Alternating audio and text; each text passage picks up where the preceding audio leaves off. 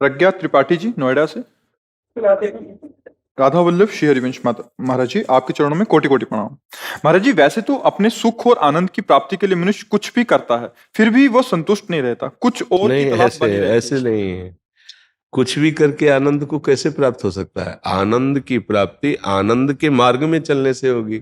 दुख की प्राप्ति दुख के मार्ग में चलने से होगी।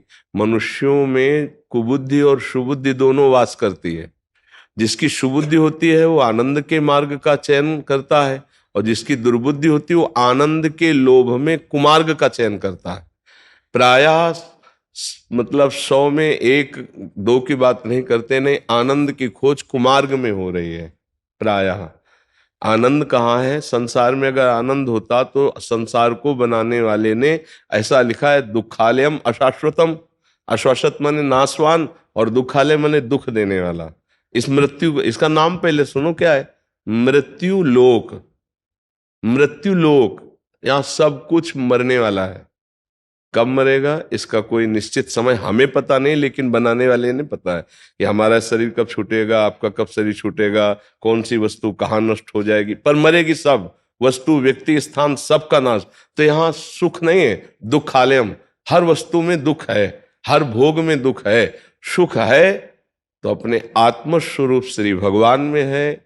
जब तक हम गुरुवाणी का हृदय में अनुसरण नहीं करते, गुरुदेव के वचनों का, तब तक आनंद का अनुभव नहीं हो सकता। देखो, खूब रुपया कमा के, खूब नाना प्रकार के मनमानी आचरण करके कौन सुखी है? बताओ, इतने में से आप ऐसे कौन हो जो संसार के भोगों को नहीं भोगे हो? या छोटे मोटे, थोड़ा बड़ा, अधिक कम, आपने कुछ ना कुछ तो संसार का, तो आप बोलो क्या सुख है? फिर वही नवीन लालसा है, तो सुख तो नहीं मिला ना। सुख तो तब है जब हमको सुख मिलेगा तो हमारे हृदय में आ जाएगा, अब कछु नाथ न चाही मोरे। ये सुख की पहचान है। फिर हृदय में कोई चाह नहीं रह जाएगी। बोलो, संसार में ऐसी कौन सी वस्तु, कौन सी संख्या धन की, या कौन सा व्यक्ति, या कौन सा पद है जिसके प्राप्त होने के बाद हाथ उठा के कह दे कि अब कछु नाथ न चाही मोरे, या ये कह दे अब कृतकृत्य भयो मैं, या पायो परम विश्राम, अब मुझे कुछ नहीं चाहिए। बोलो, कुछ है ऐसा पद? कोई धन की संख्या, आप जितनी संख्या का नाम लेंगे उससे बड़ी संख्या वाले इस संसार में है, पर असंतुष्ट है, क्लेशित है, अशांत है। वो और बढ़ना चाहते हैं। जिनकी अरबों की संपत्ति है वो खरब में पहुंचना चाहते हैं, वो और आगे बढ़ना चाहते हैं। किसी को विश्राम नहीं। विश्राम है तो जो नाम जापक है, गुरुमुख से मिला हुआ नाम, बस वही विश्राम प्रदान करता है। भगवान के नाम रूप लीला धाम, वो ये विश्राम का हेतु है। तो आपको समझ में आ रहा है?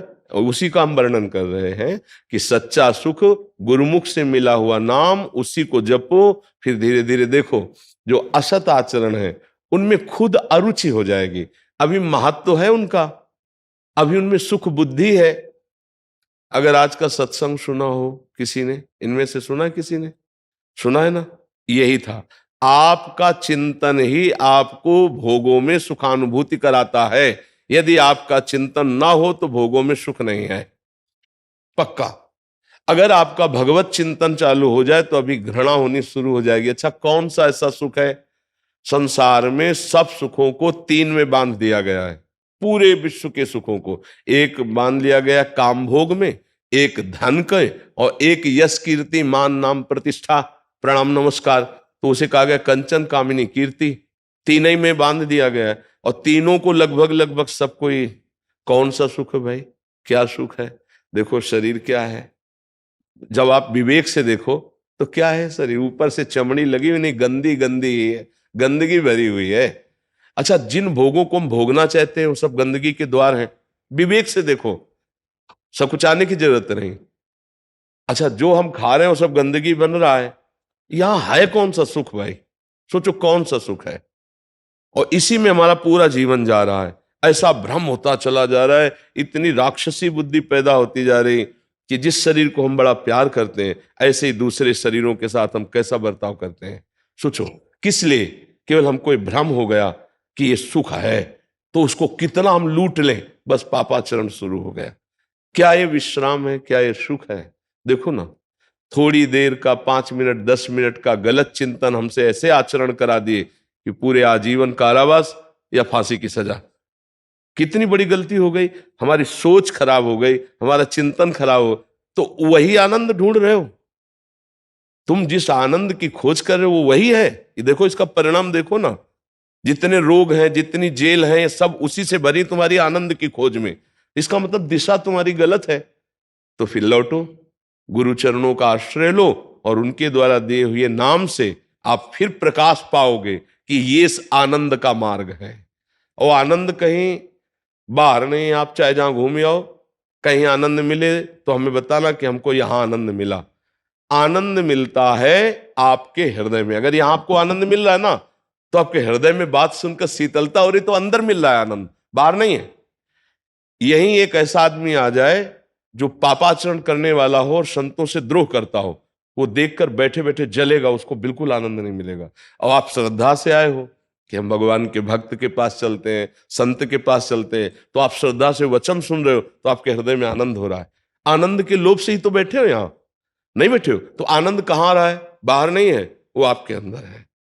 ऐसे ही यदि आप नाम जप करेंगे तो सही रास्ता अंदर से नाम आपको दिखाएगा कि जो घट घट व्यापी परमात्मा तत्व है वो अंदर ही आनंद का समुद्र है। आप डूब जाएंगे, किसी भी बाहरी भोग की जरूरत नहीं पड़ेगी। इसी की खोज के लिए मानव देह मिला है, चाहे स्त्री शरीर हो चाहे पुरुष शरीर हो। पर हम लोगों की दिशा गलत हो गई। जिधर दुख है, जिधर फसाव है, जिधर नर्क है, जिधर दुर्गति, उधर हम जा रहे हैं। रुपये से सुख, शरीर से सुख, भोगों से सुख ना किसी को मिला है, ना मिल रहा है और ना मिलेगा। अभी वो केवल भूल भुलैया में, इसलिए सोच रहा मैं बहुत सुखी हूं। लेकिन परिणाम, परिणाम की तरफ देखो। जिस दिन शरीर छूटने वाला होगा तो जितने संबंध सब छूट जाएंगे, शरीर छूट जाएगा, कमाया हुआ धन, व्यवहार सब छूट जाएगा। अब जाना आपको अकेले हैं, अब आपके पास क्या रहा? अगर नाम जप नहीं किया तो आप कोरे के कोरे खाली हाथ जा रहे हो, केवल पाप कर्म और पुण्य कर्म लेके भोगोगे जाके। इसलिए सुख की खोज के लिए सबसे पहले गुरु का वरण करो। गुरुदेव के द्वारा दिए हुए उपदेश, उनका नाम, वो आपके जीवन को रास्ता दिखाएगा, अंदर का रास्ता दिखाएगा।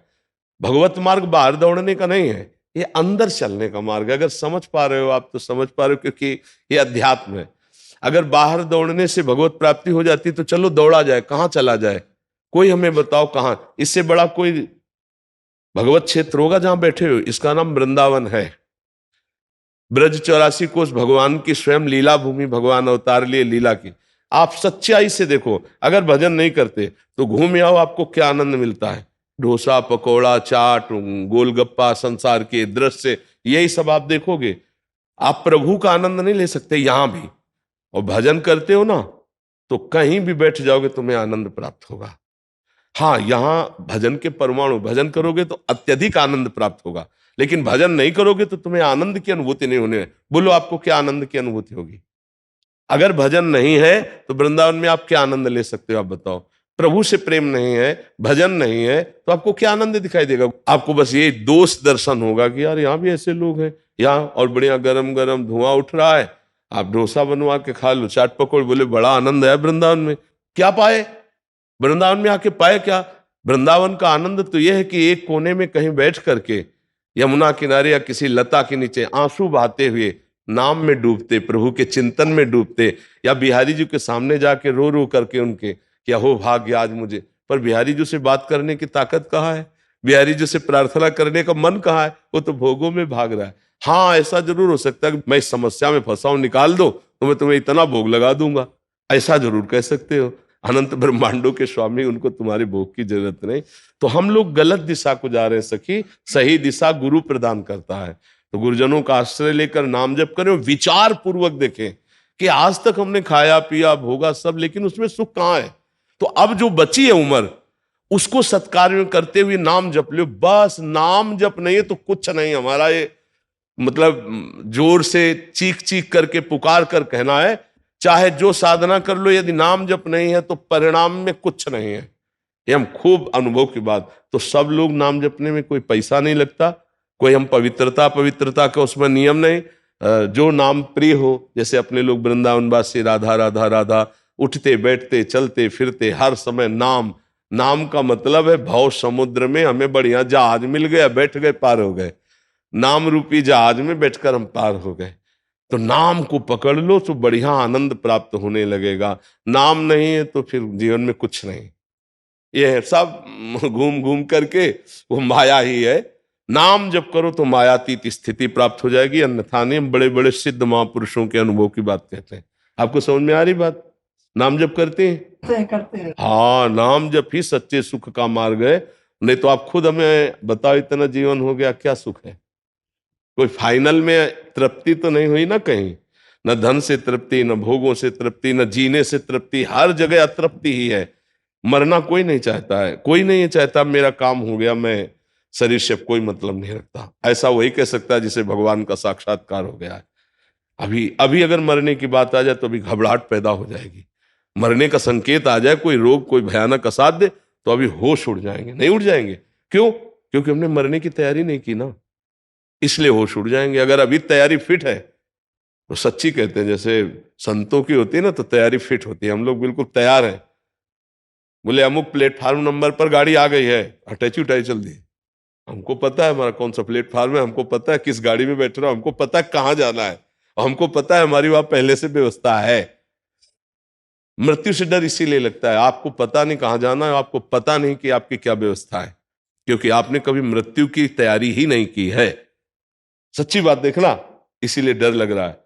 क्योंकि इससे प्यार किया ये छूटेगा, और इसके संबंधियों से प्यार किया वो छूटेगा, इसके लिए जो एकत्रित किया वो छूटेगा। अब ये बात कहाँ समझ में आती है? आ जाए तो अभी सच्चे सुख में डूबने के लिए रास्ता दिखाई दे कि ये है सच्चा सुख। असत सुखों से वैराग्य तब कहीं जाकर के भगवान में अनुराग होता है। इसलिए नाम जप करो, अच्छे आचरण करो, और रोज प्रभु से प्रार्थना करो कि मेरा मन नाम जप में लग जाए। बस आपसे यही मांगते हैं। अगर ये बात बन गई तो सब बन गए। जी। हरि प्रकाश जी झांसी से। राधा वल्लभ श्री हरिवंश महाराज जी, हरि नाम प्रभात फेरी में जाता हूँ, वहां राधा नाम के अलावा प्रभु के अन्य नाम लिए जाते हैं। अनन्यता के कारण उनमें चित्त की स्थिति न होने के कारण या महाराज जी वो लेना अनुचित है, ये ऐसा कह रहे हैं दूसरे पर्व से? अनुचित तो कदापि नहीं है, पर अनन्यता की प्रियता में स्वाद नहीं मिलता। हाँ, ये बात तो है। तो कुछ दिन से ये लग रहा कि आपसे आज्ञा ली जाए। अब जैसे हमें पता है हमारे प्रभु के अनंत नाम है, अनंत रूप है, उनकी अनंत लीलाएं हैं, पर हमें जो गुरुदेव ने नाम दिया है, जो मंत्र दिया है, जो आराध्य देव का रूप दिया है, अब उसके अलावा कुछ रुचेगा नहीं। हाँ, बहस भी द्वेष भी होने लगता है। हाँ, अगर उन लोगों से बोलोगे राधा राधा होना है तो वो नहीं, ये भी चतुरता भक्त को रखनी चाहिए कि अपने हृदय की निष्ठा व्यक्त नहीं करनी चाहिए। सबके बीच में रहे, सबसे मिलके रहे, पर अपनी निष्ठा अंदर से रखे। भक्ति विग्रह नहीं सिखाती, लड़ाई झगड़ा नहीं सिखाती। भक्ति में तर्क वितर्क नहीं, क्योंकि भक्ति हृदय प्रदान होता है और हृदय प्रेमी होता है। तो प्रेमी कभी किसी का अहित अमंगल कटु वचन ये नहीं बोलता। हाँ, हमारी निष्ठा है, हम राधा नाम के रसिक हैं हम, तो प्रभु का जो नाम है, रूप है, लीला है, जो जो भज रहा है भजो, अच्छा है। पर मेरे को जो प्रिय लगा, मेरे गुरुदेव ने दिया। अब नहीं, रसना कटो जो अन रटो, निरख अन फुटो नयन, श्रवण फुटो जो अन सुनो, श्री राधा जसवैन। अब तो अनन्यता से, पर हमको ये व्यक्त करके किसी से लड़ाई झगड़ा नहीं करना। अगर ऐसा करते हैं तो फिर आपकी भक्ति में बाधा आ जाएगी। हाँ, अंदर से तो शांत रहिए, किसी से कहने की जरूरत नहीं। पर वो जरूरी है, आपकी बात का हम समर्थन करते हैं कि रुचि नहीं रहती, फिर अन्य रुचियां नहीं रह जाती। जब अनन्यता आती है तो फिर अन्य, देखो गोस्वामी तुलसीदास जी कह रहे हैं, बने तो रघुवर ते बने, और बिगड़े तो भरपूर तुलसी औरन ते बने, ता बनिबे पे धूर। ये अनन्यता आ ही जाती है उपासक के हृदय में। जब वो कृपा पात्र बनता है तो ऐसी अनन्यता आ जाती है। बाबूलाल जी राजस्थान से। गुरुदेव राधा राधा। राधा वल्लभ श्री हरिवंश महाराज जी, राधे राधे। गुरुदेव, मुझे निरंतर नाम जप करने का अभ्यास करते हुए 1 साल से अधिक समय हो गया है, और आप जो सत्संग में जो बोलते हैं उसको अपने आचरण में उतारने का भी अभ्यास कर रहा हूँ। गुरुदेव, एक इच्छा हमारी बहुत है और इसका समाधान केवल आप ही कर सकते हैं। मुझे संतों का संग कैसे मिले, संतों की सेवा कैसे मिले और भक्तों का चरित्र कैसे सुनने को मिले? मैं बहुत इससे हाँ, अब ये बड़ी कृपा है जो आपके अंदर ये इच्छा जागृत हुई है, पर इस इच्छा की पूर्ति भगवान की कृपा के बिना नहीं होती है। जब द्रवहि दीन दयालु राघो तो साधु संगति पाइए। भगवान जब द्रवित होते हैं तो भक्तों का संग, संतों का संग मिलता है, नहीं तो प्रायः कुसंग ही बहुतायत है। सत्संग मिलना बड़ा कठिन होता है। सत्संग का मतलब होता है जहां केवल भगवान बस, न कंचन न कामिनी न कीर्ति न कोई मान न सम्मान, केवल भगवान की बात, केवल भगवान से ही मिलने की बात, केवल भगवान से ही प्रेम की बात। ऐसे संतों का समागम मिलना बड़ा कठिन है। तो वैसे प्रगट में ज्यादा सानिध्य ना मिले तो भी आजकल यंत्र है, इससे सानिध्य बढ़िया मिल जाता है। गुण दोष में संसार है, तो जैसे मोबाइल है, इसमें एक बहुत बड़ा गुण भी है कि हम नाम जप, नाम कीर्तन, सत्संग, ये सब हम उससे सीख सकते हैं। मोबाइल में आप जिसका चाहो उसका सत्संग सुन सकते हैं। तो प्रगट में संतों का सानिध्य हम ले सकते हैं मोबाइल से।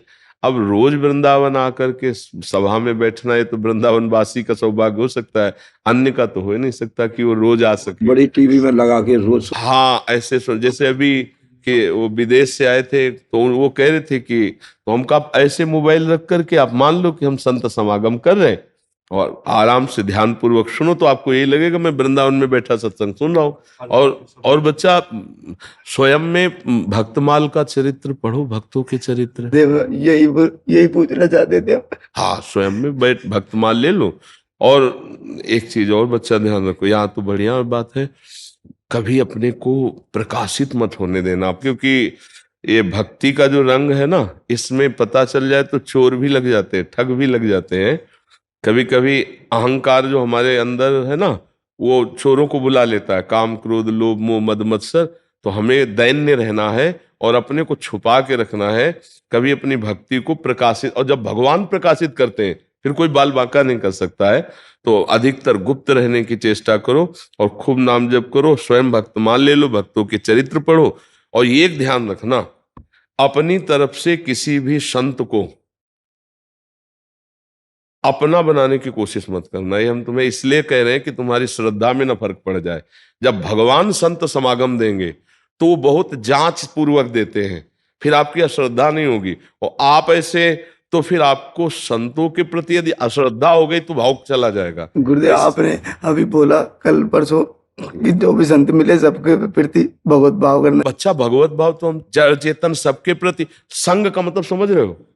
आओ महाराज बैठा, क्योंकि बच्चा कई ऐसे जीवन में दृश्य देखे हैं जिनसे मुझे लगता है सबको प्रणाम करें, पर संग के लिए भगवान से प्रार्थना करें कि मुझे आप अपने, वो जानते हैं मुझे संतों का संग दीजिए, तो वो संत संग देंगे। जब द्रवहि दीन दयालु राघो तो साधु संगति पाइए। और यदि हम कहीं अपनी तरफ से, तो बहुत से ऐसे भगवान के लीला विलास वाले रूप हैं जिनको देखकर आपके संतों के प्रति हो सकता है भावना गिर जाए। इसलिए हम कह रहे हैं, क्योंकि भावुक लोग जैसे होते ना, फिर बहुत जल्दी फिर उसमें अभावना भी आ सकती है।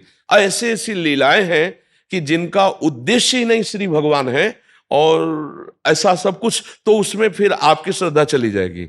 या तो फिर इतनी निष्ठा हो कि हमारा कभी दोष दर्शन ही नहीं होगा, चाहे जैसा व्यवहार करें, पर ऐसे व्यवहारों में फिर दोष दर्शन होने लगता है। तो इसलिए दोष दर्शन ना हो, अपनी तरफ से परिचय मत बनाओ और भगवान से प्रार्थना करो कि मुझे संत समागम दीजिए। तो वो जब संत समागम देंगे तो बहुत, जीवन में हमारा ये नियम रहा है, हम अपनी तरफ से किसी की प्रशंसा सुनकर कभी नहीं गए, कभी नहीं गए।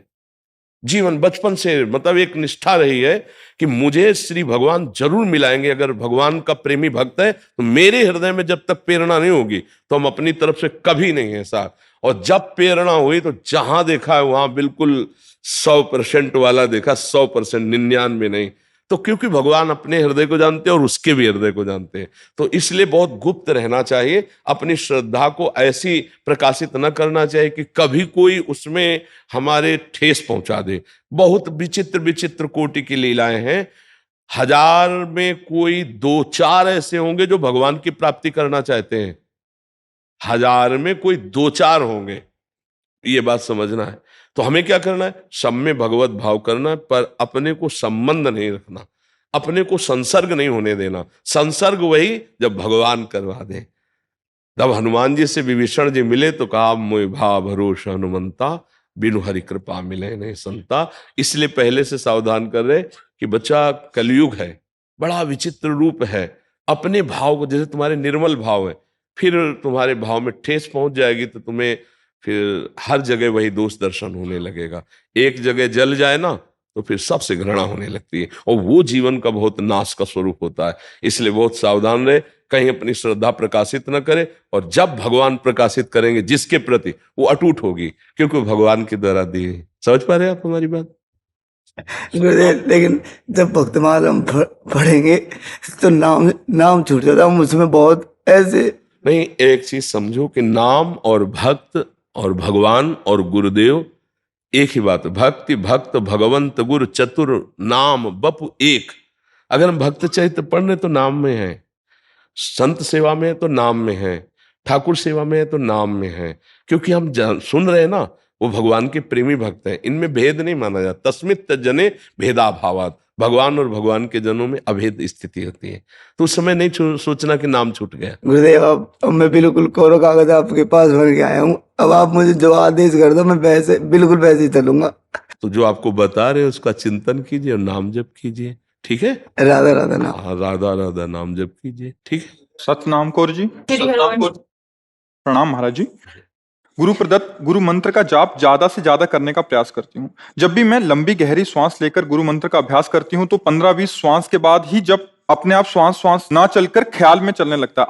आज्ञा चक्र में बहुत वाइब्रेशन रहता है सारा दिन, थोड़ी थोड़ी देर बाद। क्या ये सही है महाराज जी? नहीं, आप क्या मतलब ख्याल का तात्पर्य क्या कहना चाहते हैं कि आपका मंत्र स्वतः चलने लगता है? हाँ, तो कहने की जरूरत नहीं। और आज्ञा चक्र में मान लो यहाँ की बात कर रहे हो जी। जब हमारी एकाग्रता होती है तो सारा खेल यहीं से होता है ना, आज्ञा चक्र से। तो ये एक वाइब्रेशन का मतलब जैसे कुतकुताहट सी होती है, एक चेष्टा सी होती है। तो ये कोई अभी सिद्धावस्था का स्वरूप नहीं है। और कभी अब प्रकाशित भी मत करिएगा, किसी को कहिएगा नहीं, क्योंकि भक्ति के इन भावों को छुपाया जाता है। पर वो निरंतर जब बिना प्रयास के, जैसे हमारा दिल धड़क रहा है, हम धड़का नहीं रहे हैं, श्वासें हमारी आ जा रही हैं, हम इसका प्रयास नहीं कर रहे हैं। ऐसी जब मंत्र स्वतः जागृत स्वप्न सुषुप्ति स्फुरत में राधा पदाब्ज छटा, चाहे हम जग रहे हों या सो रहे हों या स्वप्न में हो, हर समय भगवदाकार स्थिति बनी रहती है। तब जाकर कुछ संतोष करने लायक बात है। आपका अच्छा अभ्यास बन रहा है, पर ये टिकाऊ चीज नहीं है। अभी स्थायी नहीं हो गई कि मतलब हम बेपरवाह हो जाए। सावधान रहिए और बढ़ाते रहिए इसको। और ये कोई हानि नहीं करता। जैसे भजन में हम है ना, तो ये डरना नहीं चाहिए कि मतलब किसी भी चक्र पर उसका प्रभाव पड़े, हृदय चक्र पर, नाभि चक्र पर, मूलाधार केंद्र पर, कहीं भी प्रभाव भजन है, उसकी तेजस्वी शक्ति है, तो इससे लाभ ही होता, कभी हानि नहीं होती। उसके विषय में किसी डॉक्टर या किसी और से कहने की जरूरत नहीं। भगवान के भजन से समस्त चक्रों का भेदन हो जाता है, कुंडलनी जागृत हो जाती है, दिव्य शक्तियां आ जाती हैं, पर वो सब समाहित की जाती हैं, उनको प्रकाशित नहीं होने दिया जाता। तब जाके भगवत साक्षात्कार होता है। अगर वो उनको प्रकाशित कर दे तो फिर भगवत साक्षात्कार में बाधा आ जाए। इसलिए बड़े बड़े संतों को देखो, कोई चमत्कार नहीं, शांत गंभीर, क्योंकि वो भगवान से मिलना चाहते हैं, वो संसार का चमत्कार नहीं रखना चाहते। तो अच्छा है, आप खूब नाम जप कीजिए। गुरु मंत्र पवित्र अवस्था में जपिएगा, जब शरीर अपवित्र हो तब नाम जपिएगा, उस समय गुरु मंत्र मत जपिएगा। गिरजा गोयल जी, पंचकुला। श्री हरिवंश गुरुदेव। हाँ बच्चा। गुरुदेव, जब कोई वैष्णव पधार जाए और उसके गले में अपने गुरुदेव की छवि वाली कंठी या राधा नाम की कंठी डली हो, तो क्या उन वैष्णव का अंतिम संस्कार के साथ उनको उतार देना चाहिए या साथ में ही? साथ में, क्योंकि गुरुदेव अग्नि स्वरूप भी तो है। जब अखंड मंडलाकारम व्याप्तम चराचरम, चर अचर में गुरुदेव व्याप्त है, तो गुरुदेव अग्नि स्वरूप नहीं है। तो मान लो गुरुदेव की छवि निष्ठा से पहने और उसका शरीर पूरा हो गया, तो जब शरीर को दाह संस्कार में किया गया तो गुरु अपने स्वरूप में आ गए। गुरु का अग्नि स्वरूप भी तो है, तो वही छवि अग्नि स्वरूप में लीन हो गई, कोई परेशानी नहीं। अब हम ये देखें कि हमारे गुरु की छवि को जला दिया गया तो अलग फिर भाव आ जाएगा। अग्नि भी तो भगवान का स्वरूप है ना, तो गुरुदेव भगवान है ना, तो अग्नि स्वरूप में ही भगवान की छवि चलेगी, उसमें कोई अंतर नहीं। महाराज जी, इसमें एक और प्रश्न आया था। एक कोई साधक थे जो वृंदावन ही वास कर रहे हैं, उन्होंने बोला कि हमने गुरुदेव की पादुका विराजमान की हुई है, तो अभी हमारे आगे पीछे कोई नहीं और हमें समझ भी नहीं है किसको देना चाहिए, तो उस देना चाहिए किसको देना चाहिए नहीं, आगे किसी जाने को नहीं देना चाहिए। तो अगर शरीर पूरा हो जाता तो महाराज जी फिर कि हमें बस जिंदा तक हमारा अधिकार, इसके बाद हमको क्या मतलब है? ये थोड़ी कि कोई हम उसके लिए प्रॉपर्टी बना के जाएंगे पादुका। अरे हमारे ठाकुर है, हमारे मान लो जिन संतों के पास कोई नहीं सेवा में, ठाकुर है, श्री जी है, पधार गए हो गया, और उसको कोई मनावे ले जाओ ना ले जाओ ना ले जाओ, जो ये सब जीते जी हमें कार्य करना है श्री जी के चिंतन में। शरीर छूटने के बाद फिर इसका कोई महत्व नहीं है, पक्का समझो। अब हमारी भाषा को कोई समझ नहीं पाएगा। जीते जी सच्चिदानंद भगवान का भजन नहीं किया, मरने के बाद दुनिया के आप उससे कुछ, जीते जी राम कृष्ण हरि बोला, इसके बाद इस शरीर को गटर में फेंक दो, कुछ फर्क नहीं पड़ता, क्योंकि मैं तो परम पद में चला गया, इस शरीर को क्या है। सांप अपने बिल में चला गया, केचुल को कुछ भी करो, आप आरती उतारो चाहे डंडे से मारो, केचुल में क्या फर्क पड़ता है? ये केचुल है, ये केवल बॉडी जो है आप देख रहे हो, ये पांच भौतिक रचना केवल है। मेरा स्वरूप सच्चिदानंदम है, वो अपने स्वरूप में स्थित हो गया। अब जिनके कोई नहीं, मान लो जंगलों में संत महात्मा रहते थे और वो शरीर छूटा वहीं पड़ा है, वहां कोई दाह संस्कार करने वाला थोड़ी होता था। जंगलों में जो रहते थे, कुत्ते सियार कीड़ा मकोड़ा खा करके हड्डी पड़ी, खत्म खेल, तो उनकी दुर्गति थोड़ी होती है। वो जीते जी प्रभु में पहुंच चुके हैं।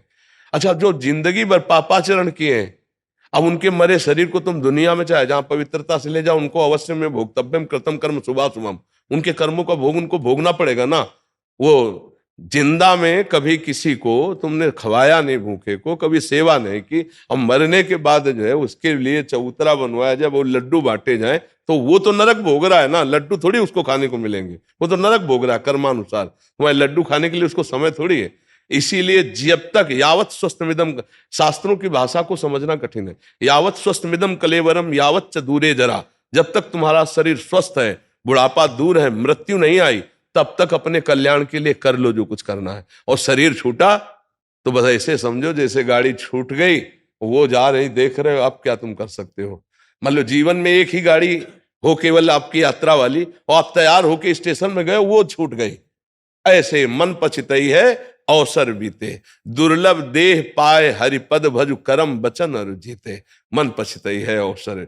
ये जितने भी साधन हैं ये भगवत प्राप्ति के लिए हैं। भगवत प्राप्ति हो गई, खत्म खेल।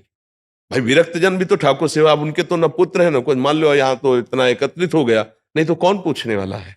बाबा जी का कौन? भगवान की सेवा थोड़ी कोई है। तो ऐसे अब वो पड़ी, मन आए कोई ले जाए, मन आए फेंक दे, मन आए प्रवाहित कर दे, हमारा काम तो हो गया ना। तो बाहर ज्यादा महत्व नहीं रखना चाहिए। इसीलिए हम कहते हैं व्यक्ति गुरु नहीं हो सकता, गुरु कभी व्यक्ति नहीं बन, गुरु कभी व्यक्ति नहीं हो सकता, और व्यक्ति कभी गुरु नहीं हो सकता। ये गुरु नहीं हो सकता जो अभी कुछ दिनों में कितना 50-55 वर्ष होंगे या जो भी, पहले इसका अस्तित्व नहीं था, और कुछ दिनों में इसका अस्तित्व तो नहीं रहेगा, मिट्टी में मिल जाएगा। ये तो मिट्टी में मिलने वाला गुरु थोड़ी होता है। और जो इसके अंदर है वो पहले भी था, वो अब भी है, और वो आगे भी रहेगा। रूप बदल जाएंगे लेकिन वो नहीं बदलेगा, वो वही रहता है। बात समझ में आ रही ना?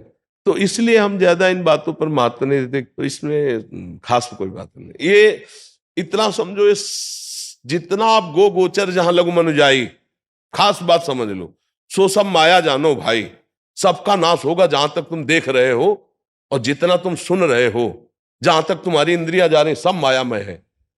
तो बोले फिर भगवत प्राप्ति कैसे होती है?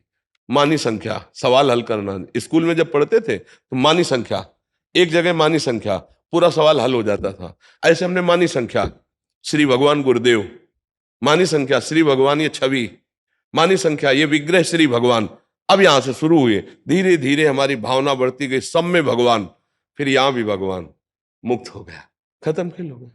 लेकिन अगर आप इस भाव में ना आए तो आप देख लीजिए, भगवान की दो शक्तियां, एक दैवी शक्ति, एक आसुरी शक्ति। जब भगवान का रुख बदलता है तो आसुरी शक्ति प्रबल हो जाती है, तो हाहाकार उसका, और जब रुख बदलता है तो दैवी शक्ति, आसुरों का विनाश हो। ये खेल चल रहा है। धर्म का यहां से प्रादुर्भाव हुआ है भगवान के, छाती से और अधर्म का पीठ से हुआ है, लेकिन दोनों पावर हुए कहां से? उसी भगवान से। इसलिए जो विज्ञ जन जानते हैं वो उसको समझते हैं। आप विचार करना, जिस समय आसुरी शक्ति प्रबल होती है तो उनकी भुजा में बैठे हुए हैं, फिर ये क्या लीला है? इसीलिए बहुत समझना है। ये गो गोचर जहां लग मनुजाई, सो सम माया जानो भाई। ये विनाशकारी लीला, इसका विनाश होगा। एक तरफ महाभागवत भीष्म जी खड़े हैं परम भक्त, और एक तरफ भगवान खड़े हैं इधर, और अर्जुन से कह रहे मार भीष्म को। बोले ऐसे विजयी नहीं हो सकते, धनुष बाण जब तक नहीं रखेंगे। बोले शिखंडी को सामने कर। और है कौन? वही इष्ट श्री कृष्ण जिनका रात दिन भजन भीष्म करते हैं। हरि की लीला को समझ पाना बहुत कठिन लीला है। इसलिए जितना कुछ तुम देख रहे हो सब विनाशकारी है, सबका विनाश होगा। इसी विनाश से मानी संख्या से अविनाशी को प्राप्त कर लो। ये बिल्कुल इस समय हम ऑपरेशन वाली बात कर रहे हैं। तुम श्रद्धालु हो, जब जाकर ऐसे मस्तक नवाते हो तो तुम्हारे भाव बढ़ते हैं, और एक अश्रद्धालु जब जाकर के वहां अपनी मनमानी करता है तो उसका कुछ नहीं बिगड़ता। क्यों? आप कहते हो क्यों नहीं बिगड़ता है? तुम्हारी दृष्टि में पाप है, उसकी दृष्टि में पाप नहीं है। वो इतना महान है परमात्मा, इतना महान है कि तुम सोच नहीं सकते हो। जैसे छोटा बच्चा अपनी मां की गोद में लघुशंका करे, सोच कर दे, अब ये अपराध माना जाएगा क्या? ऐसे वो छोटा बच्चा जैसा है, घोर पापी भी। ये हमारे भगवान का स्वभाव। नहीं तो जानते हो, बस दिल की धड़कन केवल बंद करनी थी, ऐसे उठा करके वही मुंह भरा गिर जाता, नहीं गिर जाता। लेकिन दिल की धड़कन कमजोर नहीं की और बलिष्ठ कर दिया। सामने जो आता विध्वंस मारता चला जाता, चीरता चला जाता। हजारों महात्माओं को तलवार के घाट उठाया। मर्जी ये चलता रहता है ऐसा। यही करोड़ों धर्मनिष्ठों को ऐसे 1,00,000 बंदी बनाए गए थे एक बार, 1,00,000 सनातन धर्मावलंबी, और सबको खड़ा किया पीछे और खिड़की से जाके आदेश के काट डालो गर्दनें, सबकी काट डाली गई। जब इतिहास पढ़ के देखो तो रोम रोम खड़ा हो जाएगा। तो इसका मतलब क्या है? कभी भगवान दैत्यों को प्रबल कर देते तो कभी भगवान देवताओं को प्रबल कर देते हैं। वो ही है। तो बोले प्रबल क्यों कर देते? खेल है भाई। बोले राक्षसों को तो बिना, भैया बना कौन है? ये बना कौन है? बनाया किसने है? ये खेल है। तो भैया ये तो बड़ा भयावना खेल। तो बोले निकल चलो फिर इस खेल से। क्या? बोले भजन करो मुक्त हो जाओ। नहीं तो भयावह खेल है। वो बहुत ही उदार परमात्मा पिता है। वो गाली देने वाले को भी पृथ्वी में रखता है, और भगवान को जो गाली देता है उसको भी भरपेट भोजन देता है, सूर्य का प्रकाश देता है, वायु देता है, आकाश के नीचे रखता है। वो ऐसा नहीं, छोटी मोटा हृदय नहीं हमारे प्रभु का, ध्यान रखना। प्रभु को जो जहर पिलाने गए उनको परम पद दिया, ऐसे कृपालु भगवान है। उनके स्वभाव को जानना बहुत कठिन है। हमारे प्रभु कि भगवान ने उसको क्यों नहीं मार दिया। हमारे यहाँ एक वृंदावन दास चाचा जी नाम के बड़े महान संत हुए। जब उनको पता चला कि घनानंद जैसे सिद्धों को उसने काट दिया तो हट कर लिए। उन्होंने कहा हमको उत्तर दो भगवान से। कहा आप कहाँ थे? आपका ये वचन है कि अगर मेरे भक्त को कोई संकट होगा मैं उपस्थित होता हूं। वो वचन कहाँ गया आपका? तो उनके बहुत उच्च कोटि के महात्मा थे। समाधि लगी, समाधि में देखा उन्होंने कि श्री जी के साथ, प्रिया प्रीतम के साथ घनानंद जी और सब सेवा में लगे हुए हैं। और श्री जी कह रहे हैं कि सुन, मुझे बुलाना है अपनी सेवा में, और इनका अनंत जन्मों का संस्कार भस्म करना था। ये 1 सेकंड की लीला हुई। जैसे उड़िया बाबा को यहां से गड़ासे में काटा गया था, गड़ासे में गड़ासा मार मार कर उड़िया। और ऐसे सिद्ध ब्रह्मलीन महापुरुष की इतना भी कभी किसी को कटु नहीं बोलते। एक विक्षिप्त आदमी मार गड़ासा लिए हुए था, आया 5-6 गड़ासे मारे। यही तो आश्रम है, कृष्ण आश्रम। और ये 60 वर्ष पहले की बात होगी, कोई 100-200 वर्ष पहले की थोड़ी बात है। अब इतने बड़े महात्मा का अंतिम कैसे हो रहा है? अरे और छोड़ो, द्वारिकाधीश भगवान का अंतिम लीला जानते हो कैसे हुई? श्री चरण अपना बाएं चरण की जंघा पर रखे ऐसे प्रसन्न मुद्रा में पीपल के नीचे, और बहेलिये ने देखा श्री चरणों की लालिमा तो उसको लगा कोई मृग है, और मारा तान के बाण तो सीधा श्री भगवान के चरण। जब नजदीक गया देखा भगवान तो कांप गया। भगवान ने कहा डरना नहीं, मम इच्छा कह दीन दया, मेरी इच्छा है, मुझे निमित्त बना के जाना है। एक विमान आया, तुरंत बहेलिये को सदैव परम पद दिया। बाण मानने वाले बहेलिये को सदैव। अच्छा, अब भगवान ने बाण क्यों मरवाया? तो ये द्वारिकाधीश जो भगवान बने राम जी हैं, और कोई थोड़ी है। उसके पहले युग में त्रेता में भगवान राम बनकर के छुप करके बाली को तो बाली ने यही प्रश्न किया था कि वीरता का लक्षण होता है युद्ध क्षेत्र में शत्रु पक्ष को ललकार करके मारना। ये कौन सी बात आपकी रही कि वृक्ष में छुप करके, क्योंकि उसको वरदान था उसके सामने जो जाएगा आधी शक्ति उसमें चली जाएगी, तो मारा ही नहीं जा सकता था, ये भगवान जानते थे। इसीलिए वृक्ष की आड़ में उसके ठीक छाती पे बाण मारा। तो उसने कहा कि ये छुप करके क्यों मारा, मैं तुम्हारा दुश्मन हूं और सुग्रीव तुम्हें प्राण प्यारा लगा, सुग्रीव कौन सा भजनानंदी और मैं, मेरे में कौन सा ऐसा दोष। भगवान को फंसा लिया एकदम 1 मिनट में।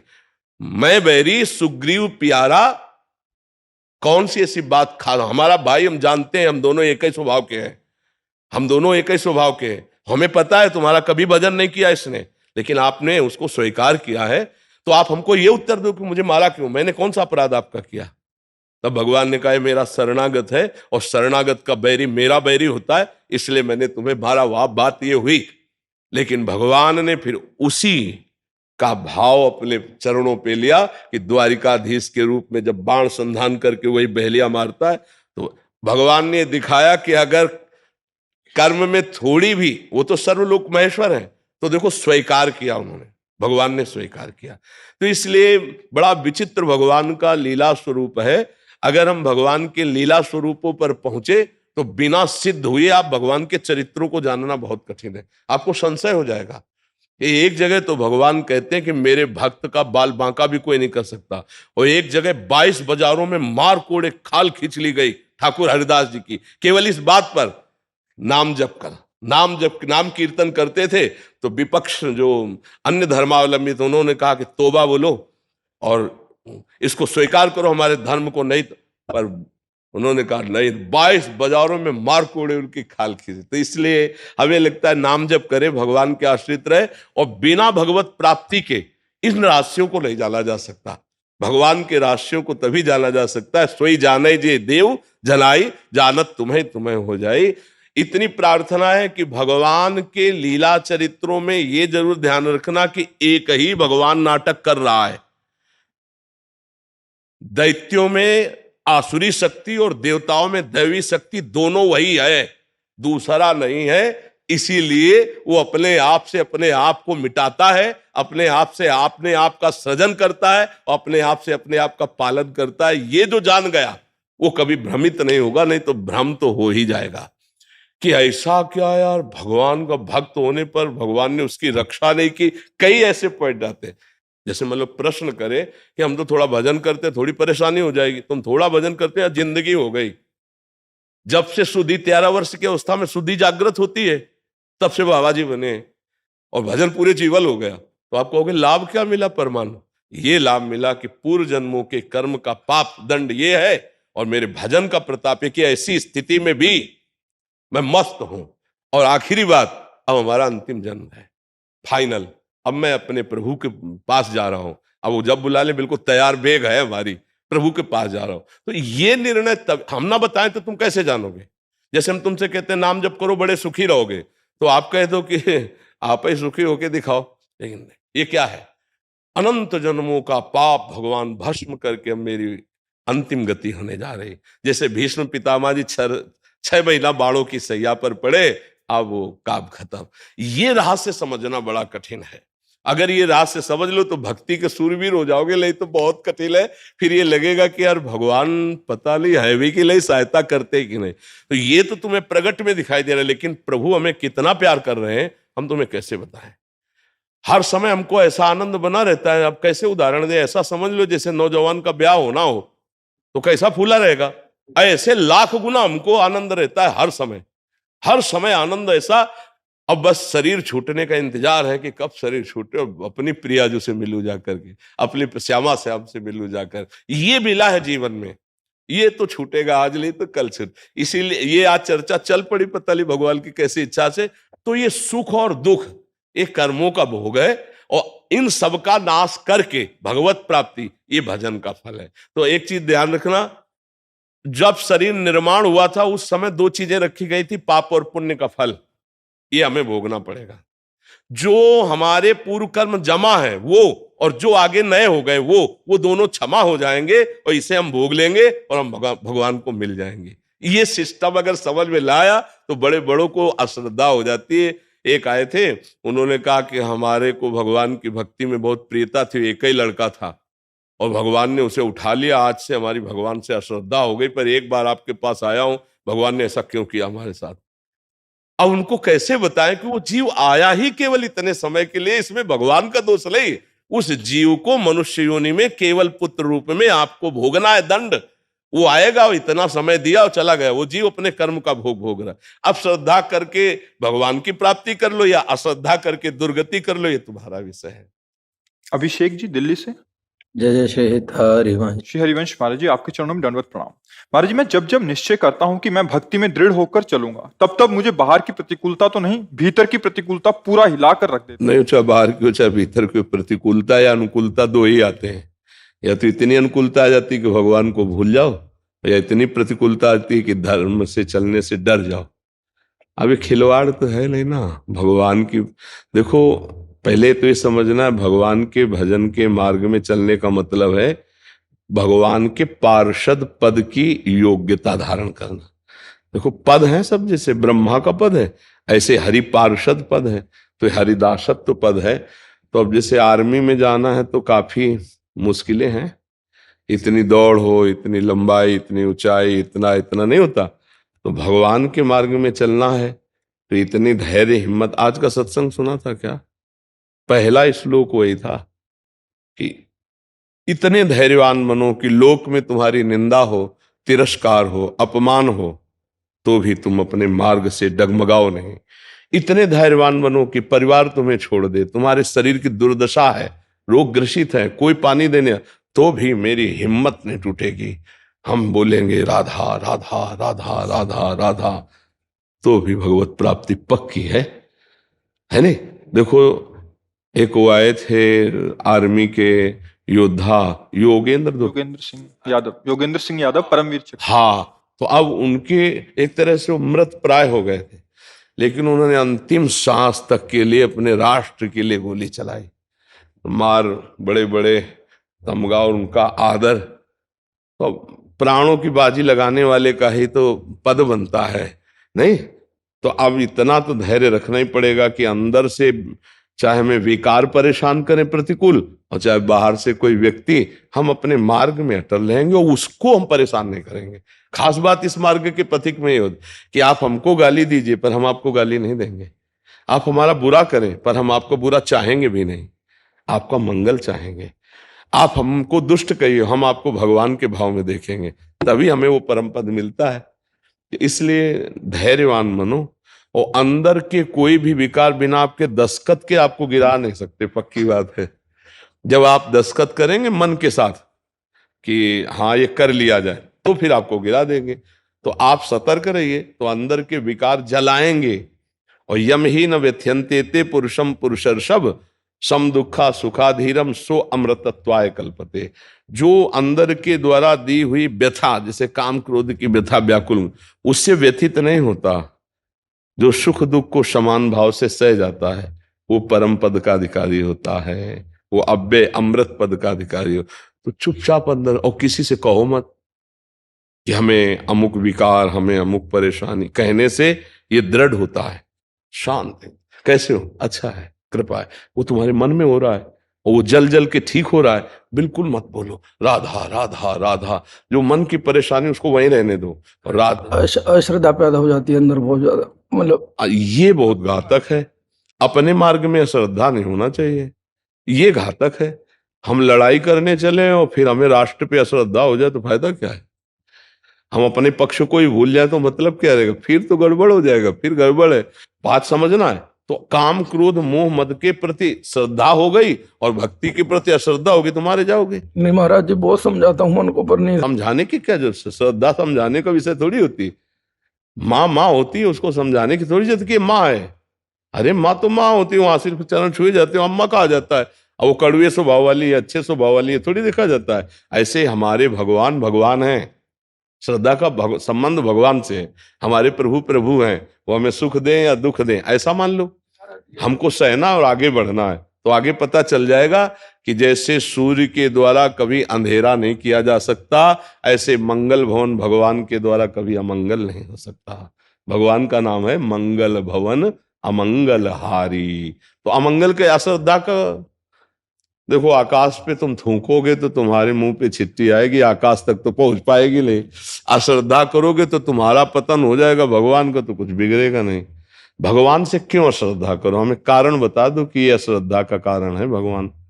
भगवान ने कृपा करके मनुष्य दे दिया, बुरे आचरणों का संस्कार तुम डाल रहे हो, बुरा चिंतन तुम कर रहे हो। भगवान की फिर भी कृपा देखो कि साधु संग दे रहे हैं, है नहीं? वृंदावन आए, साधु के संग में बैठे हो, तो भगवान के ऊपर तो कृपा करके श्रद्धा कर लो, क्योंकि वो कृपा ही कृपा कर रहे।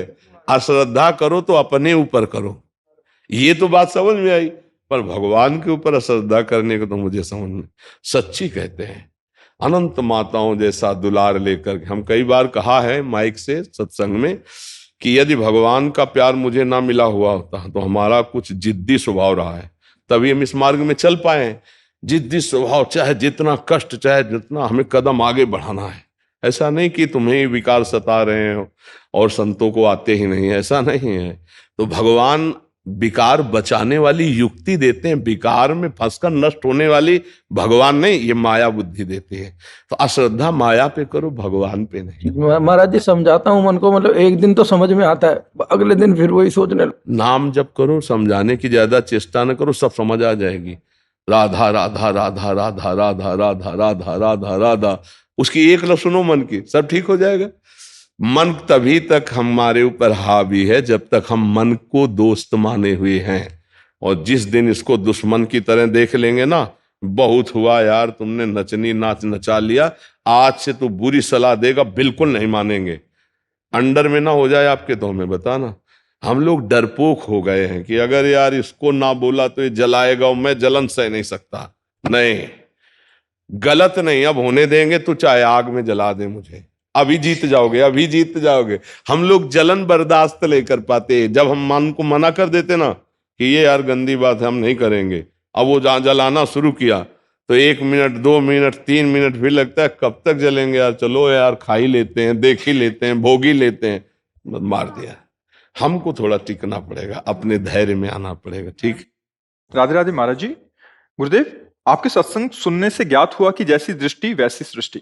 महाराज जी, मेरा प्रश्न यह है कि मैं अपने आप से बहुत परेशान हूँ, विकारों से भरी हुई हूँ महाराज जी। मेरा हर किसी के प्रति दोष दर्शन हो जाता है और फिर द्वेष। आप ही नहीं परेशान, पूरा विश्व परेशान है, अपने से ही परेशान है। मनी राम परेशान किए, सबको नहीं परेशान किए, मन है। और आप ही विकार से थोड़ी, पूरा विश्व विकार में है।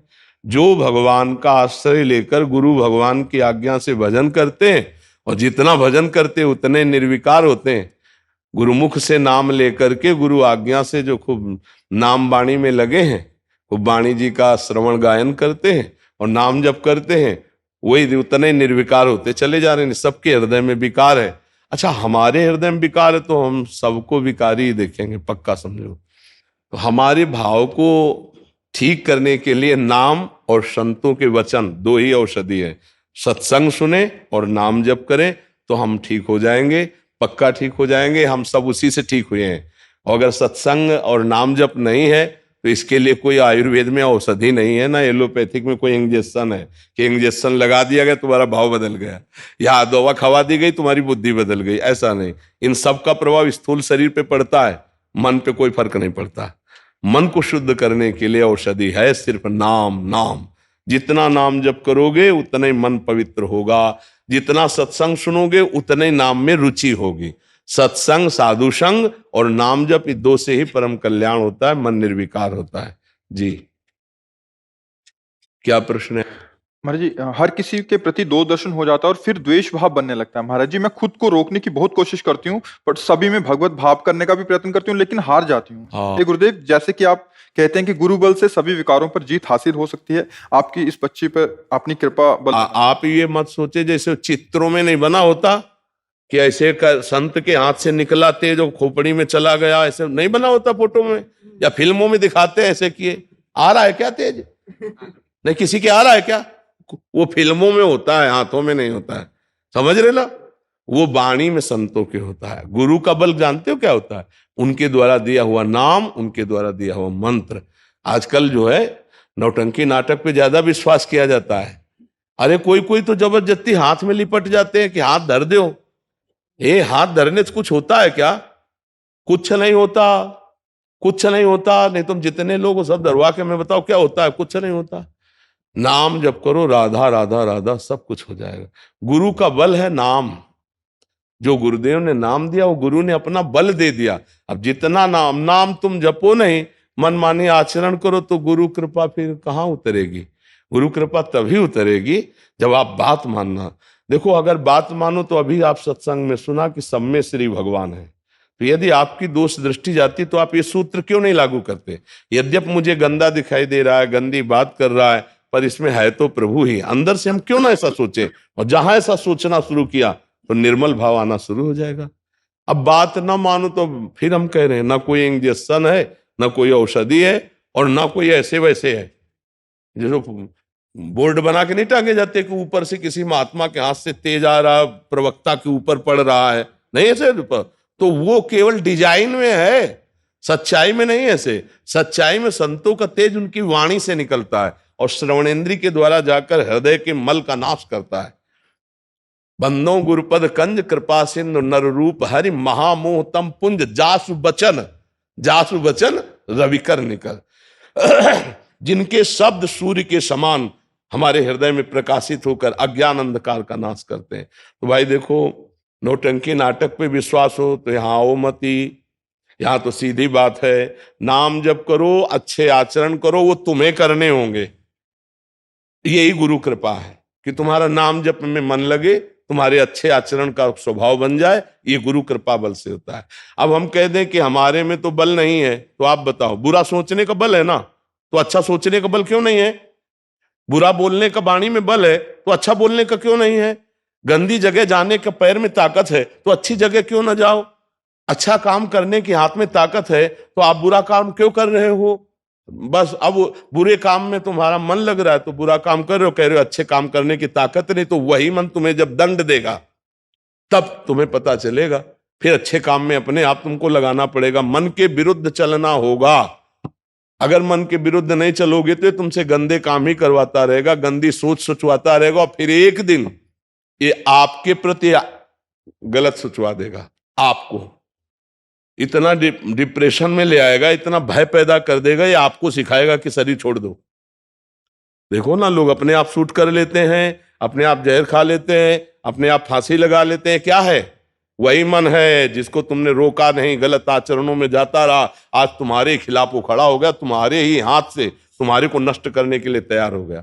इसलिए अभी से उसको रोकना शुरू करो। सब में भगवत भाव करने की भावना करो। भले नहीं दिखाई दे रहे, लेकिन माना तो। हाइलोजन जल रहा है तो हम मानते हैं ना इसमें बिजली है, मानते हैं ना। ऐसे ही कोई व्यक्ति चल रहा है तो हम मानते हैं इसमें भगवान है, तभी तो चल रहा है। भगवान हट जाए तो कहां चलेगा? तो ये बुरा बोल रहा है, बुरा कर रहा है, लेकिन अंदर तो भगवान है ना। बस इतना स्वीकार करना शुरू कर दो तो आपका अध्यात्म जागृत हो जाएगा। हमारी बात मान लो, मानी संख्या से सवाल हल हो जाएगा। मानी संख्या सब में श्री भगवान है, ठीक हो जाओगे। ये बाहरी नाटक। पापी पुरुष को कोई महात्मा नजर नहीं आता और महात्मा को कोई पापी नजर नहीं आता। बड़ी बात है। जैसे कोई कहता है तो आपके यहाँ ऐसा आदमी आया, नीच आदमी को आना नहीं चाहिए था, तो हम आपको सच्ची कहते हैं, हमको कोई नीचे नजर नहीं आता। हमको ये नजर आता है मेरे प्रभु इस रूप में आकर के हमारी दृष्टि ही हमको गिराती है, हमारी दृष्टि ही हमको उठाती है। इसलिए संतों से दृष्टि प्राप्त होती है, तो वो दृष्टि प्राप्त करो, भगवत दृष्टि। काहे को गंदी दृष्टि रखो? गंदी दृष्टि रखोगे तो मन गंदा होगा, मन गंदा होगा तो अशांत होगा, अशांत होगा तो सुख कहाँ? अशांतस्य कुतः सुखम। समझ पाए किसका प्रश्न था? हाँ, अपने को सुधारना है बच्चा जी।